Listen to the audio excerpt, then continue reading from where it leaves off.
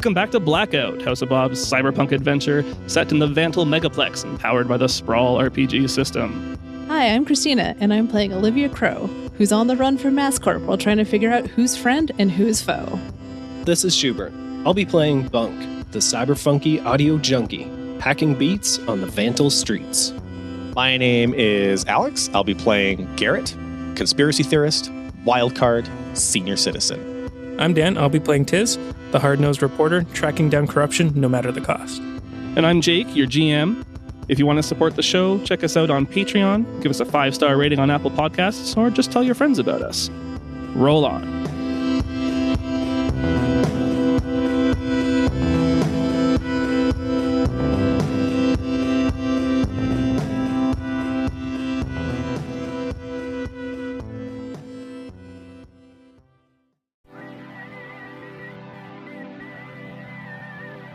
Last session, the four of you were confronted by Bailey in Jericho's apartment. Bailey was interested in the sentry drone that you found in the room, demanding you hand it over so they could turn it into their client. Unfortunately, the complicated history between the lot of you led to negotiations quickly breaking down, with the hidden sniper taking a shot at Garrett. The fight was long and brutal, with Garrett barely avoiding death, but ultimately Olivia was able to escape with the sentry, Bunk with Garrett's body, and Tiss with Bailey's life. The team rushes towards the RV, loading the mysterious cargo into the back, and stomp on the gas, fleeing the scene as a swarm of emergency vehicles descend on the construction site. You do have a few things to take care of, but probably top urgency is that you have a very badly damaged Garrett in the RV. He does need proper medical attention ASAP. Trauma derms and ENT kits are not going to cut it. His leg is shattered. His cybercoms are wrecked. He's been hit pretty bad. We don't really know this area very well, do we? I have that thing where I can pull out a contact. Yeah, this is probably not your usual haunt, but I'm sure you've been here for a story once or twice, or just, met a guy online, whatever. Yeah, so, all right, her name is Melissa, and she's a horse doctor. Oh. Now, it's unfortunate that you broke your leg. Uh-oh. Garrett's getting turned to glue.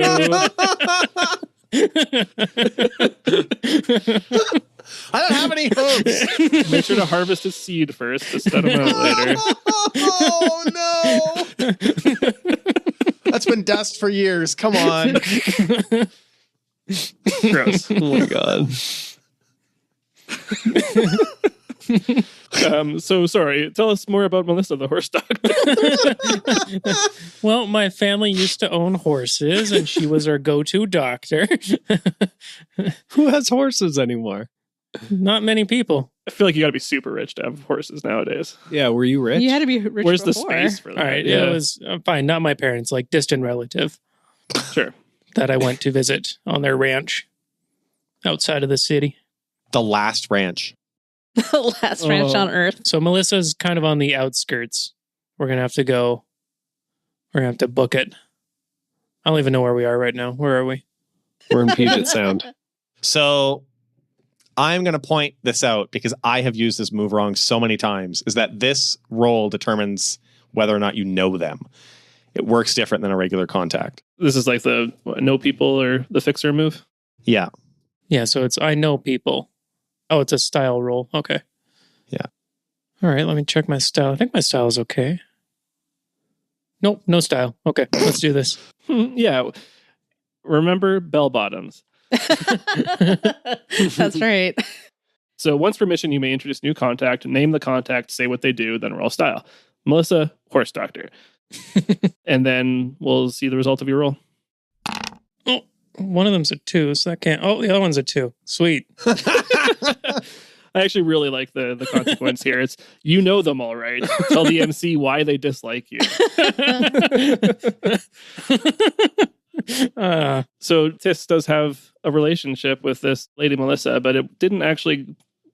It's well, you tell us. Well, she used to be our horse doctor. Last time we interacted with her, we cheated her out of paying the bill. Why'd you do that? Why? Because we're not rich. I don't know. I see. That's our real secret. I mean, that seems really out of character for Tiss, but I guess just this was your It's not necessarily member, me. They're not relative. my horses. It's just the association with my family now. right, the Tiss family name, whatever that is. Yeah, Tis. whatever. And these are like cyber horses or No. just regular horses? I love how the pause there. Why can't regular horses just be like normal? Because we're playing cyber. Yeah, there can be regular horses. They're probably like genetically engineered secretly or something. Yeah, they run twice the speed as they used to, but they're still horses. Right. A horse by any other name. Twice the speed. They're A slower horse is a horse. Of course. We might just have to start the episode over. We're all so off topic now. We're not even just off topic, but we all got the giggles. I'm good. I'm shaking it out. now. Yeah. It's just absurd, but I love Yeah, it. it is a little absurd, but it is pretty funny. All right. So, yeah, this person lives a little bit out of town, of course. So it's a bit of a drive up there. Garrett is kind of, I think, in and out of consciousness, and you've used what you can from the EMT kit just to keep him stable. And you pull up to a ranch outside of town and probably like median where there's some more space for this kind of thing. Is this like real rustic, or is it kind of a weird modern take on a ranch, or... She has the classic ranch house, but she has kind of like an industrial building off to the side, actually, for like her actual medical practice. Sure. Okay. Well, yeah, I like that. So, like, there is the very kind of classic rustic ranch house, but then it's attached to it, obviously, a new modern addition that looks much more kind of sleek and hospital sterile and that kind of thing. You pull up and get out of the car, and you see this woman tending to one of the horses in the field. Melissa, older, younger? About the same age as me. Okay. And they go, well. You got a lot of nerve showing your face around here, Tiss. Melissa, I can explain. Yeah, you better. And explain in a way that doesn't make all of us go into fits of giggles. Shit. Can we just deal with this later? We got Yeah. a guy bleeding out here. Yeah, they look past Tiss and into, the side door of the RV is open, and you see Garrett leaning on Bunk's shoulder and barely alive. And they say, oh, geez, come in. And they point towards the hospital section. All right, we back up the RV and then roll him out on a horse gurney, I guess. It's just really, really big. You son of a bitch. So we'll flash ahead a little bit too. Garrett is, he's been given the basic medical treatment enough to make sure that he's stable, and he's going to at least hang in there for a while. But I think he's probably still, sleeping now, unconscious anyway. What's my harm clock? I think it's still at 6. Okay. Those things don't All go right. down normally. Okay. Well, we'll see actually. Yeah, we'll see once we kind of find out Okay.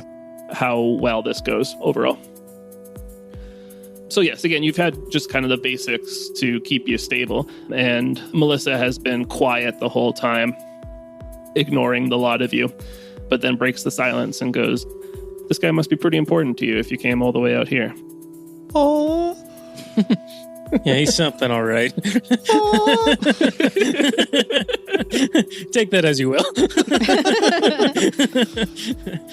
I just go, he's our lucky charm. I've done what I can here, but, this is not, as you might call it, a people hospital.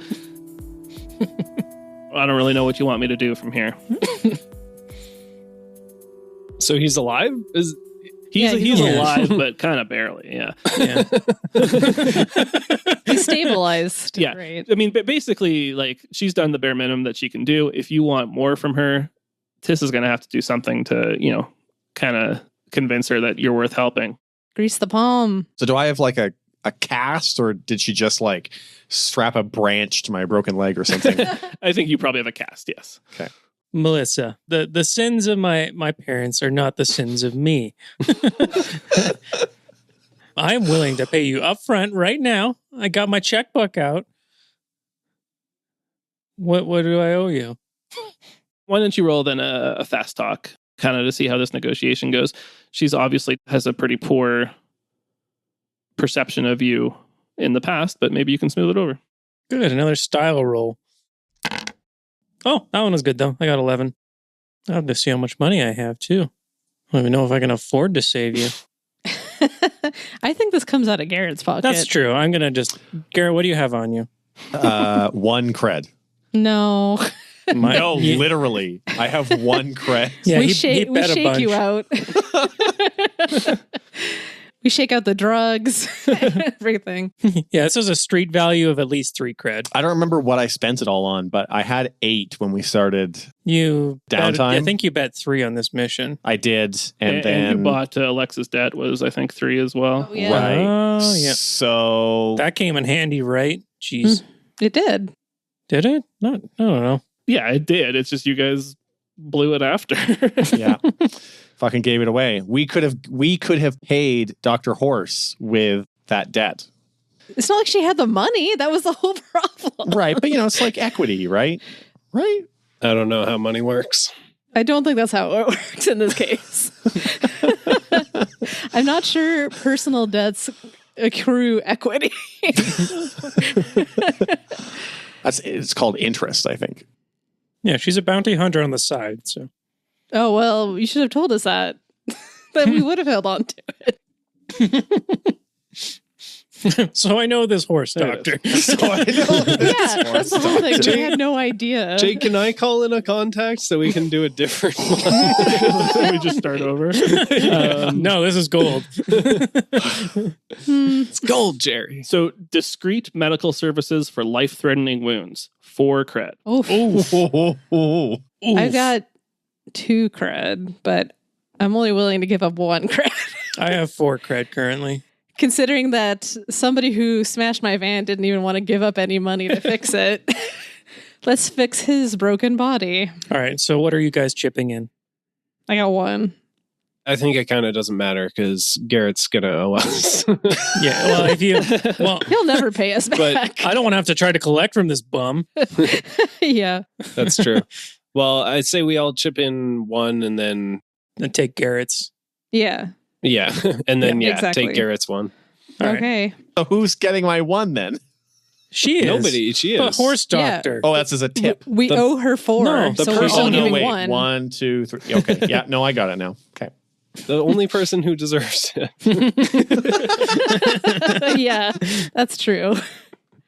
Yeah, so I gather up the credits collection hat. and I hand them over. Down to 0. And I put on an extra of my own, so I put in 5 creds. Oh, there you Wow.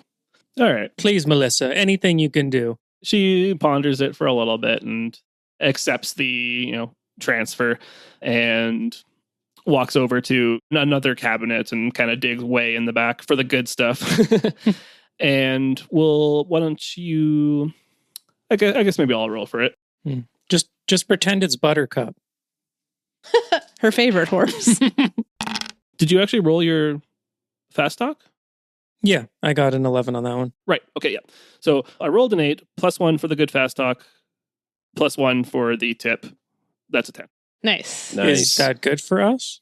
Yes. Yeah, Okay. we want high on this one. That's how Oh, good. that's her doing her medical. Yeah. Yeah. That's how Stuff. good she does in the medicine. She's like, I had to intern as a people doctor for a little while. So we'll drop you down 3 slots, Garrett. Okay.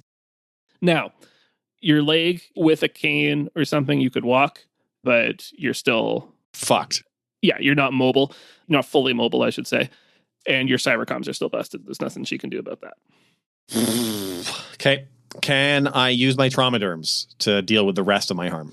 We also have some in the RV, right? Mm-hmm. Yeah, I don't think so. I think you've got your medical attention for this wound. Okay. All right. Well, Makes sense. welcome back to the world. Garrett, you're alive. You owe me a credit. You owe all of Yeah. us a credit. And he's just like, acts like he's dead again. He sort of closes his eyes and looks out of the 1 to see if, and then remembers he's standing up, so it doesn't matter. How are you standing? He's got a cane. It was a spare. Yeah, Horse cane. where'd you get the money for that cane? It was a horse cane? Is that what you fucking just said?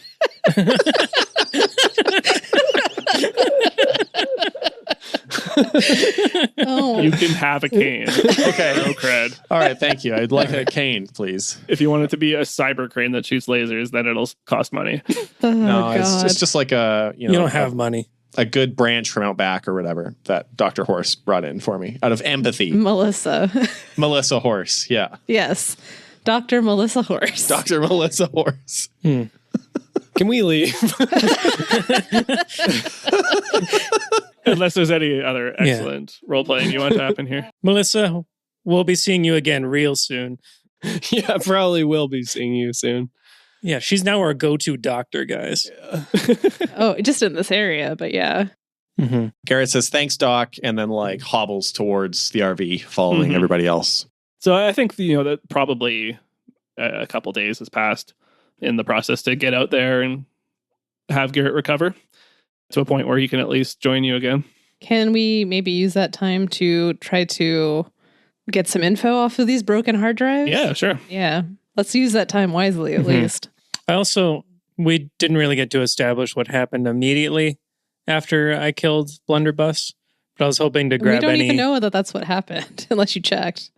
After I put them unconscious, Yeah. I wanted to grab whatever comms or cyber, anything they had on them. Anything in like a data pad or anything like that. They had their phone on them, and that was about it. That's enough. I'll take the phone. Okay, sure. Yeah, I didn't feel there was a need to play out like the rest of your guys' escape, but if there was something particular you wanted to flash back to, No, we can do that. I just wanted to make sure I actually grabbed something of importance. Okay.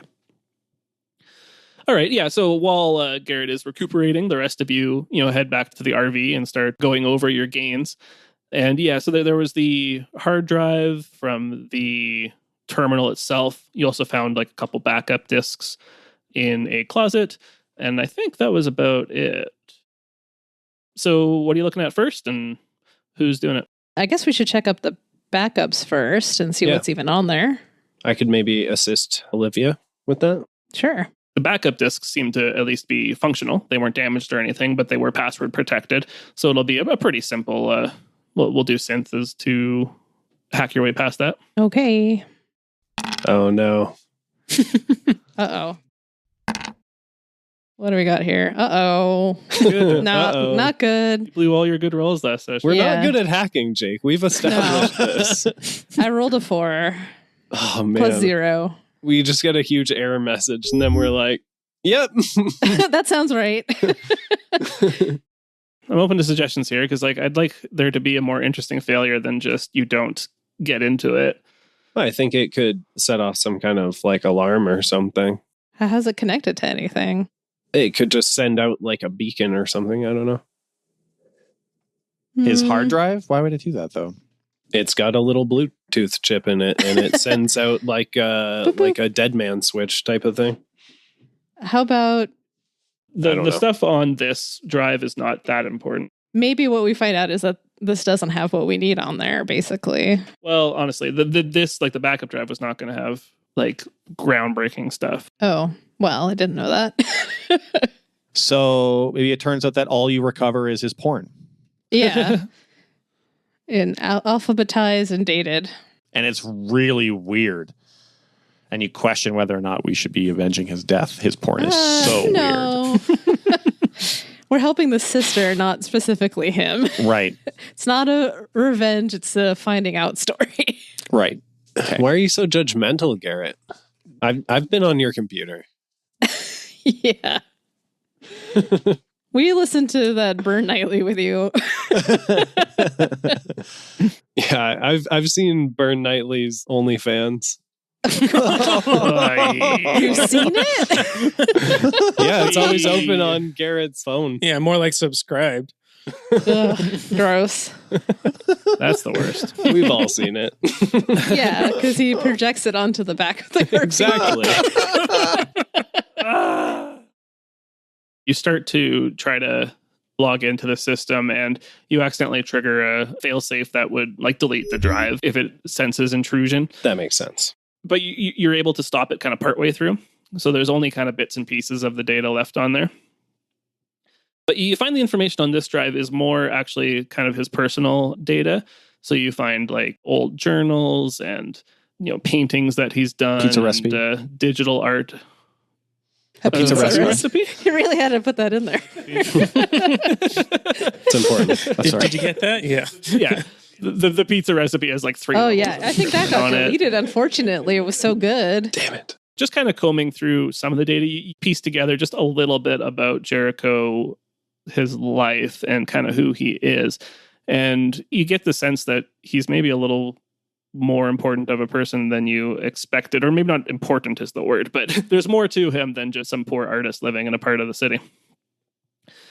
You find that he talks a lot about his family, and it sounds like his family is very wealthy, that they might own some company, and that for whatever reason he was kind of disowned from this family.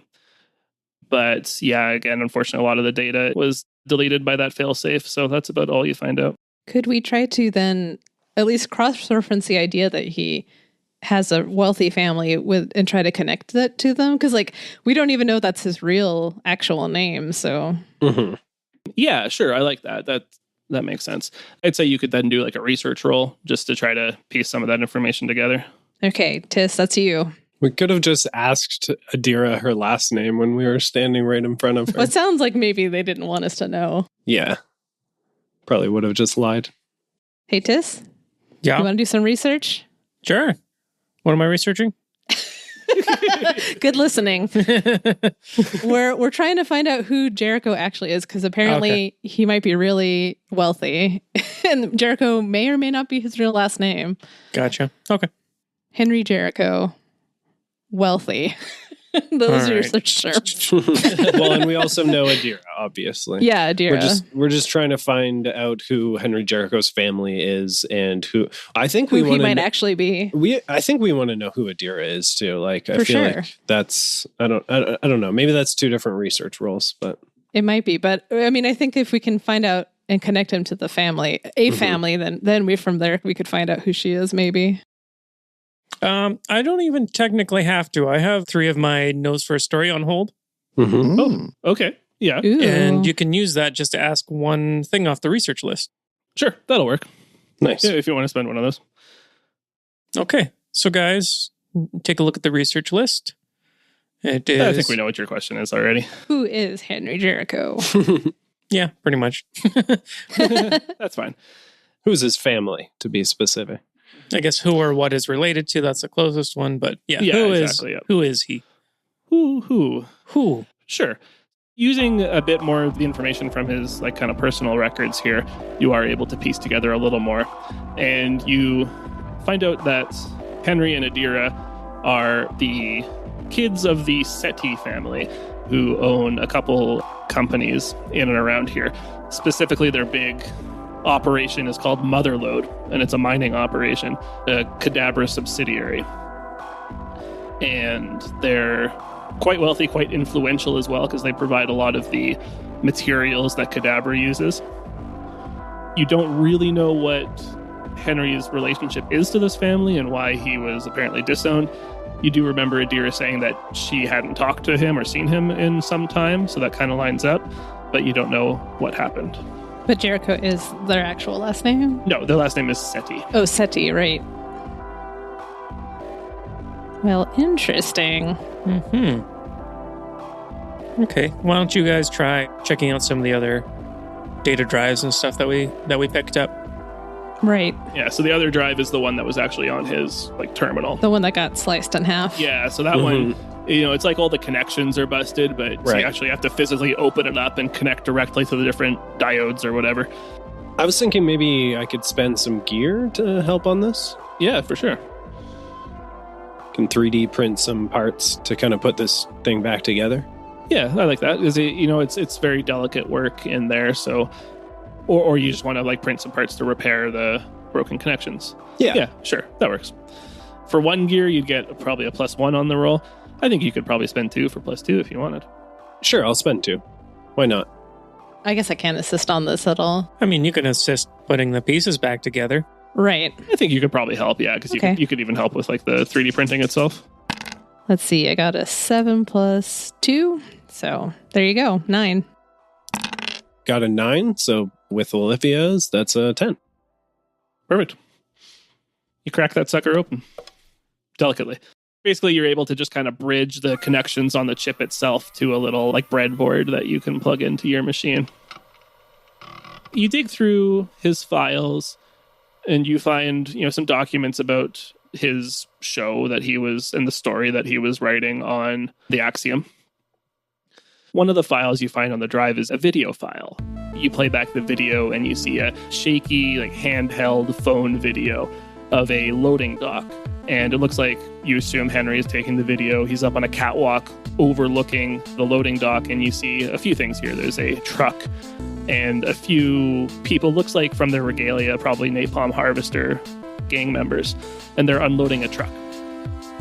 And you see there's another group of people here, 2 people, one of whom you recognize as Octa Quinley.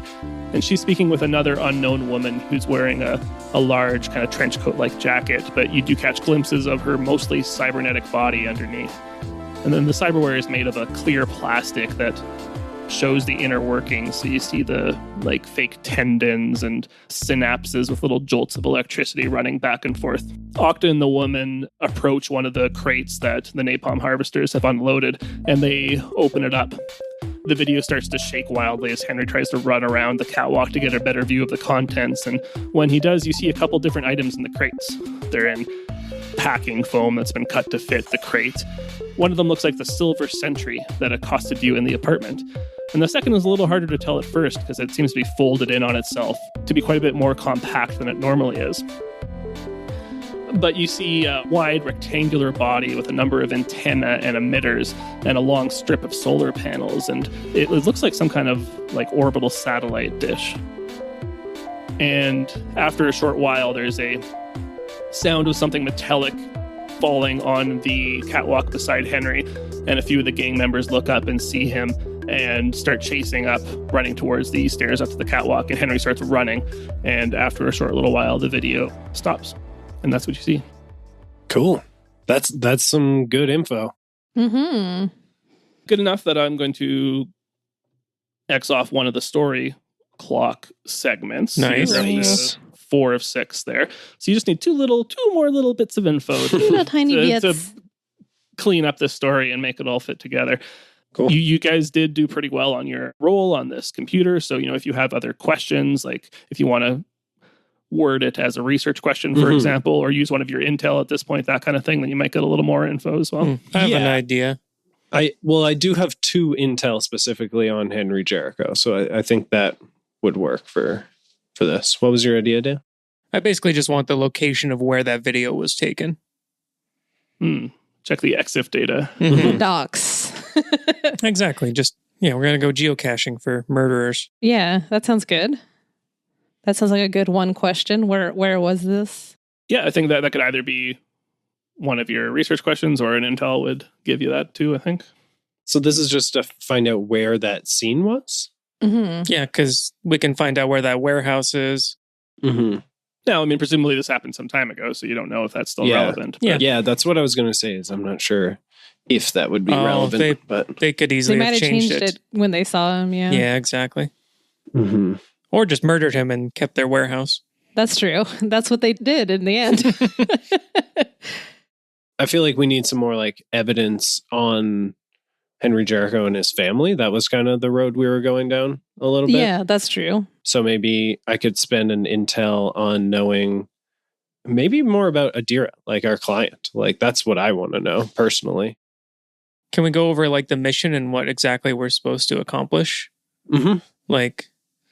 We're sent after to find out why he was murdered, right? Henry Jericho.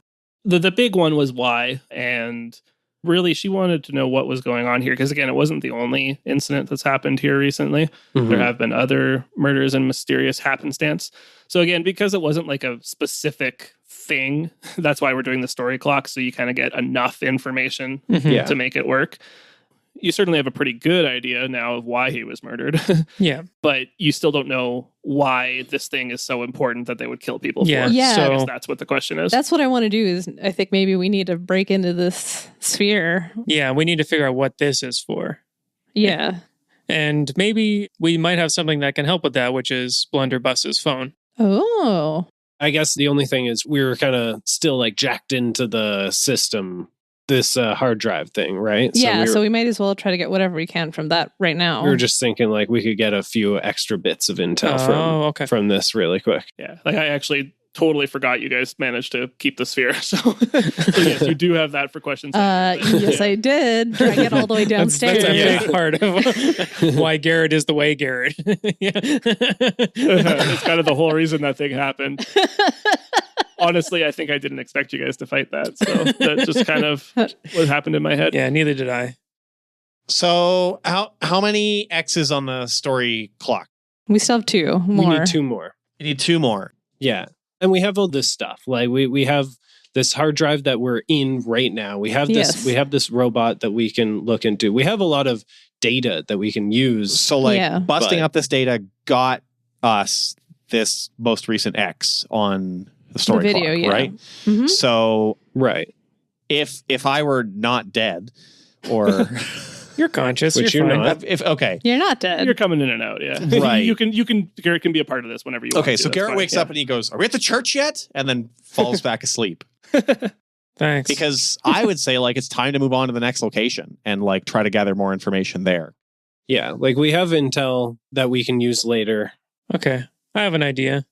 Go for it. Maybe he wrote down a note for that other woman who was the one who's all cybered out. Maybe he wrote down like even just a nickname for that person or something. Mm-hmm. Some sort of tip off to what their name is. And then I can do some research on that. Which cyber person? I don't remember this part. There was one beside Octa Quinley.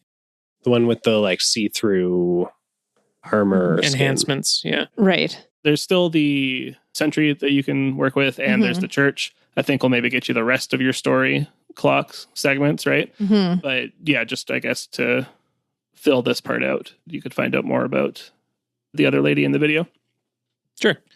One of the other things you find in there is kind of his like, what do you call that? Like a mind map where he's got like names of like relationships drawn to each other in different locations and times and little like questions and things like that he's been trying to work on to piece his own little story together. And there's a screenshot of that little clip of the video with the woman that was talking to Octa, the woman with the cyberware. And there's a question written beside it, which says, Jala? Jala, question mark. That's all we got. All right, Jala. Okay. Do we want to find out any more about this Jala person, or do we want to... I can do some research. Why don't you guys try to hack into that sphere, though? Yeah. See what it's about. You do a little bit of research on the name Jala and, like cross-reference cyberware and that kind of thing. And you do find a picture of who you think this person probably is. And they go by Jala Factor. And they actually used to work for MassCorp, but they broke off and started their own company, their own cybernetics research group called the Nonesuch Group. Jala, during her time at MassCorp, was actually quite successful and quite well renowned for some of the discoveries she made, specifically in cyberware, and specifically in the kind of neural link between a brain and a piece of cyberware. And she had worked on the advancements to be able to do this remotely. She's also credited with developing, well, kind of accidentally discovering the glitch field, which is what those MassCorp security forces used at the harbor to mess with your guys' comms and that kind of thing. So she's got a pretty prestigious CV, so to speak, but she kind of dropped off the map when she quit MassCorp. Or so we all thought. Mm-hmm. All right. Cool. Let's find out what the fuck she's been making. Bust this sphere open. Yeah, totally. I get a crowbar. Bunk, you handle this one. And I lock the door when Olivia leaves. So yeah, you get the sphere out, and you definitely get the sense that this is going to be trickier than the hard drive and that kind of thing. There isn't an obvious way to interface with it. You'll be able to have to crack it open, and you're not quite sure what to expect inside. And once you do get in there, it looks pretty foreign to you. Like it's not the kind of tech that you would usually use very much. So it'll come down to a synth roll to see how well you can figure this out on the fly and get in there. Let me do an assist roll real quick. So I got 4 + 2. Am I rolling mind or synth? Synth to actually be able to interface with it. Gotcha. All right. Jack in. Hey, I rolled 10. Oh, and nice. I have a +1 synth. So 11 -1 from Olivia. So just 10. Yeah. Sure. You got 10. I'm like just hitting it with a crowbar while you're actually I hacking tried to it. keep her out. Okay. You're able to interface with it again. It's obviously completely proprietary. There's no, Mhm. standard connection that you can use. You have Yeah. to plug right into the, what do you call it? I make like a makeshift adapter to plug into it. And even then, it really stands out as unusual tech. It doesn't even seem like an advanced version of tech that It seems like a different kind of tech altogether. Wow. Oh, wow. But you are, eventually able to figure it out with Olivia's help. Help in quotes, yeah. I think just because of Bunk's kind of way of looking at data differently, right? That he's able to make some sense of this. hmm It's music. I'm like, zap, ow. And there's a few interesting things that you piece together from this. Again, one is that it's very unusual in its make and construction. One is that the weapon that it used seems, obviously, you've seen firsthand, very potent, kind of powerful directed energy weapon. And you're able to kind of piece some of that information together with the information that Adira gave you about the crime. And, it does seem to be the same or at least a similar kind of weapon that killed Henry. Because you know that he was found with that burn wound right through his head. Damn. They can fit that shit in a box. That's crazy. The other thing that you find out about it does seem to have some kind of autonomous function, like it can operate a little bit on its own, but it is also designed to be controlled remotely. Cool. Oh, man, you need to get that app. But you would have to have some kind of special interface to make that work. I want to make a special interface. That might be a make it whole work. downtime I thing. assist. That's definitely not going to be a while you wait thing. Sure. But that's something like a project to work on. Yeah. That'll be maybe my downtime for next mission if I survive. Effectively, you found the murder weapon in a sense. Right. So we'll give you another block on the story clock. Nice. Connected to this other person. Yeah, and you know a little more about presumably the creator of these strange devices. Mhm. All right. Well, as per Garrett's every 5 minutes shouting, are we there at the church yet? Let's go to the church. Yeah. So back into the van, or RV this time, and you head back towards the Multi-Faith Chapel where you know that some of these PAA sermons are held, and particularly the one where you know that Octa is supposed to be soon. Again, it's a former warehouse that has been refurnished as a chapel. As you approach from the outside, you see, there's a schedule on the wall, and it's almost completely dominated by Axiom sermons now. Whereas it seems like at least its function originally was to serve multiple different faiths. You see people filing in and find maybe a little quieter moment to walk in between two groups. And you see on the far end at the podium, you see a man in very plain, simple-looking robes. You recognize him from some of your research earlier, and this is Dimitri Genova. This is the preacher that you had connected earlier to Octa Quinley. And he speaks in a deep, booming voice, despite not seeming to have any kind of amplification. And he says to the crowd, come in, we will be beginning soon. And we'll do that in 2 weeks. Thank you for listening to The House of Bob. If you're enjoying the show, we'd love it if you could give us a review on Apple Podcasts or tell some of your friends. You can talk to us on social media. We're at The House of Bob on most platforms. You can also come to our Discord server and chat with us and fans directly. If you'd like to support the show, do check out our Patreon. There's a ton of bonus content there, director's commentary, one-shots, RPG zines, monthly blog posts. There's some cool stuff there. You should take a look. I'd like to thank our existing patrons. That's Volt, Tom Wesley, Mike from Tales from the Glass-Guarded World, Scooter Emerson, Robert, Ray Kearney, Luke Conroy, Kieran Duffy, Keith Haddad, Josh Jordan, Jessica, Luckett12, and Jessica Colvin. If you've had a name change, send us a message or email so we can correct it for next time. Artwork was by Sean at Sean Makes. Audio production was by Alex of Astronomic Audio. And the music was by John Julius, licensed under Creative Commons by Attribution. Thanks for listening. Have a great evening, and roll on.